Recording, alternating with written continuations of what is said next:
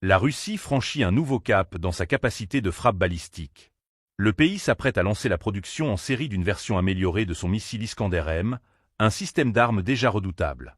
Cette nouvelle version, surnommée Iskander 1000, promet une portée doublée, atteignant désormais les 1000 km. Une avancée technologique qui modifie considérablement l'équilibre des forces en Europe. Cette annonce intervient dans un contexte géopolitique tendu, où la question de la sécurité et de la dissuasion est plus que jamais au cœur des préoccupations. Avant de plonger dans les détails techniques, pensez à vous abonner pour ne rien manquer de nos analyses exclusives sur les enjeux de défense et de sécurité. N'hésitez pas à partager vos réflexions en commentaire. Selon vous, quelles sont les implications de ce nouveau missile pour l'équilibre géopolitique mondial?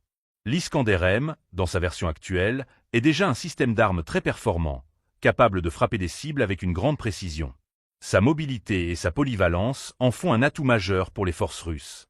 Le nouvel Iskander 1000, en doublant sa portée, ouvre de nouvelles perspectives stratégiques. Plusieurs sources indiquent que cette amélioration a été rendue possible grâce à un nouveau moteur plus efficace et à une augmentation de la capacité de carburant d'environ 15%. Cette combinaison permet non seulement d'atteindre une distance de frappe de 1000 km, mais aussi de maintenir une précision redoutable.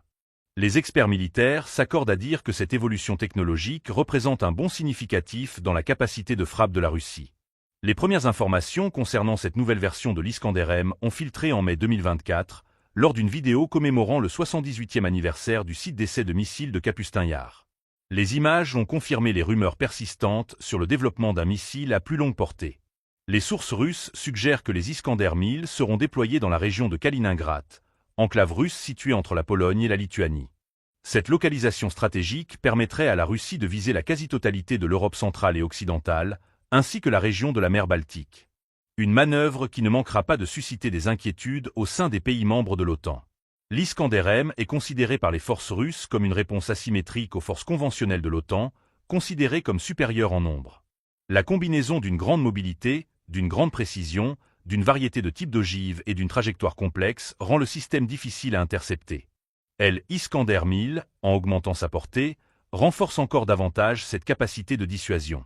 Cette évolution intervient dans un contexte de tension accrue entre la Russie et l'OTAN, où les démonstrations de force sont devenues monnaie courante.